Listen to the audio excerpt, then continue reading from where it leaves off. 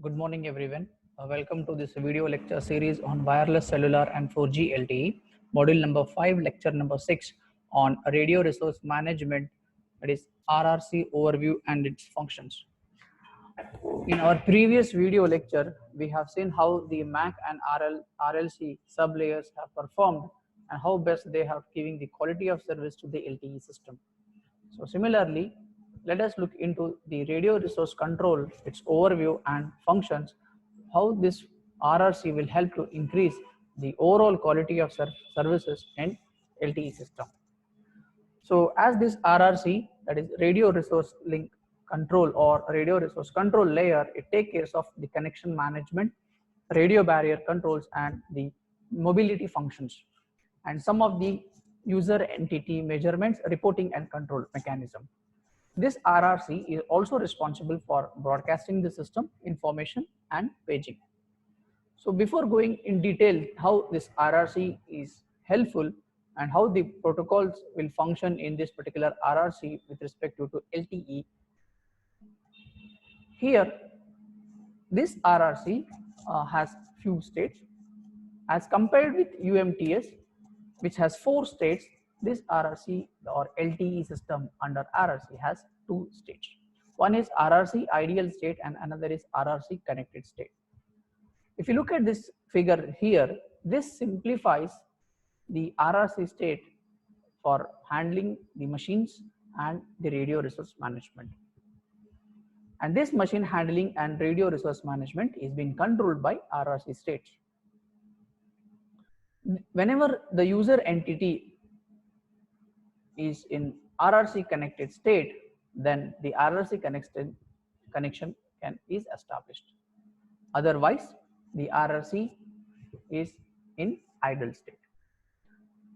The figure 10.13 shows the 2 states of RRC. One is RRC idle and another is RRC connected.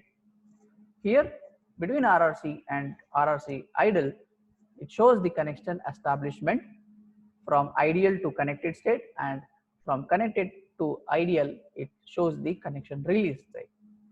Based on the ideal and connected state, here this RRC does the various operations like mobility, paging, broadcasting of the system information, unicast data transfer, network control mobility, which is also known as handover operation, paging and broadcast of the system information.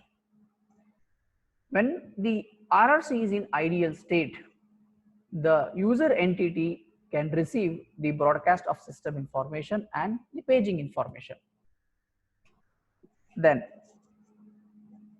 this RRC will no more having the signaling radio barrier established. So therefore, when there is no RRC connection, it means there is no signaling is established between the user entities. If the RRC is in ideal state, the mobility management or the mobility control which the LTE has, it performs the neighboring cell management, measurement and cell selection, or it can be reselection. Based on the system information, what we have in RRC idle, it mainly contains the parameters and cell selection and reselection process. The processes are like assigning the priorities for the different frequencies.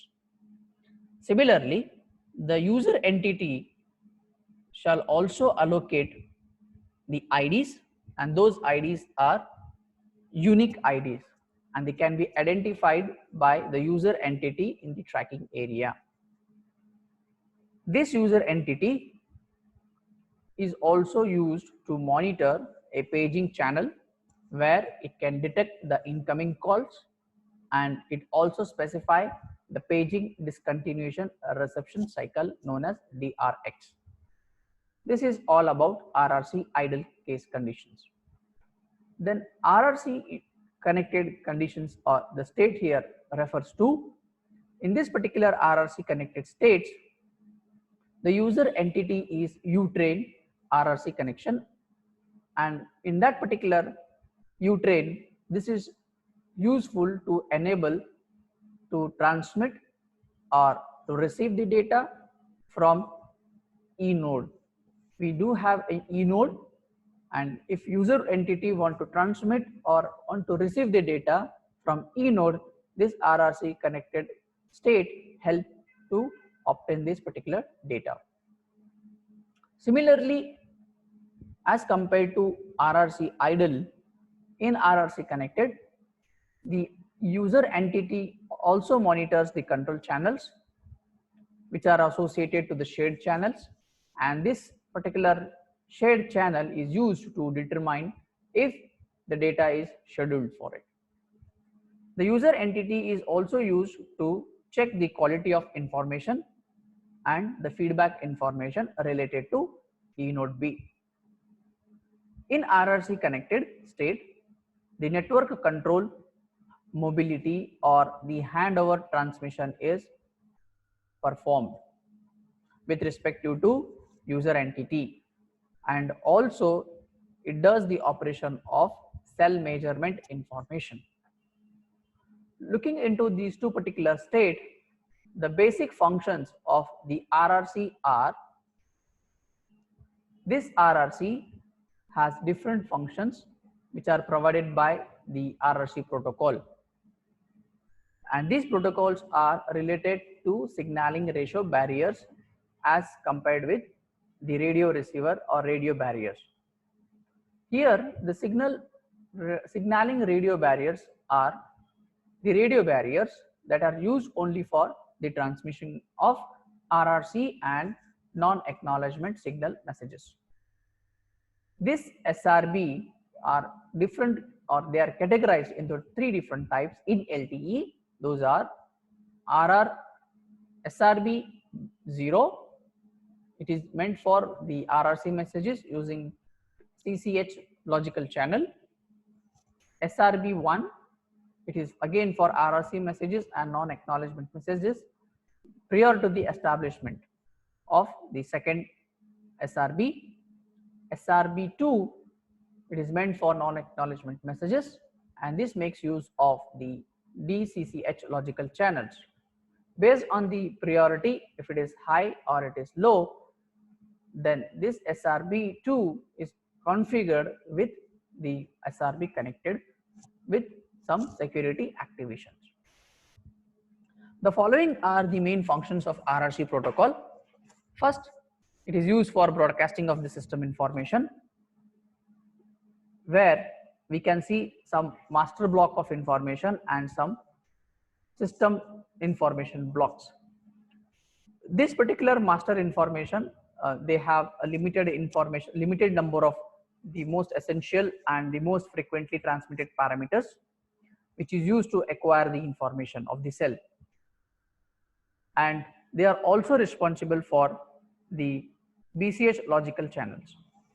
Similarly, this system information blocks, they are either of type 1, where they contain the information or the parameters which is used to determine if there is any cell selection process or any information related to time domain scheduling.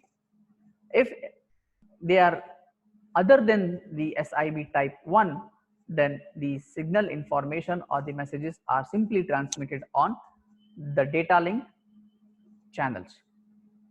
The other operation of this RRC is RRC connection control.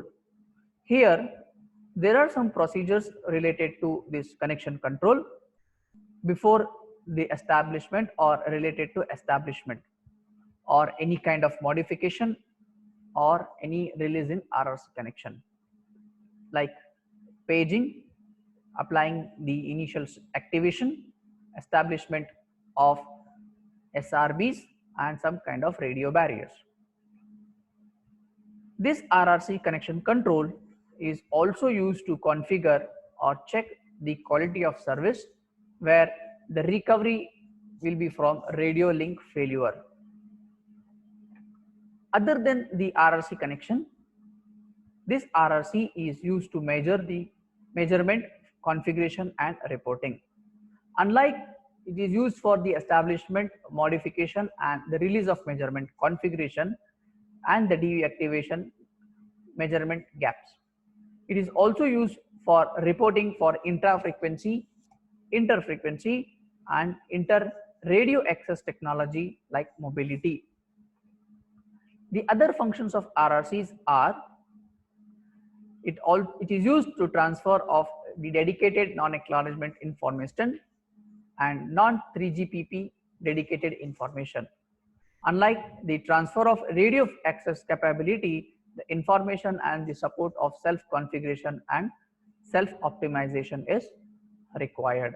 So in this way, as we have seen with respect to PDCP and MAC RLC sublayer, these RRC protocols have more benefit as this RRC makes use of the two different states which will help the LTE to perform effectively, where the quality of service of LTE can be increased, can be achieved based on this particular operation of RLC, either it is in case of ideal or with respect to RRC connected. With this, I conclude the topic of RRC. Thank you.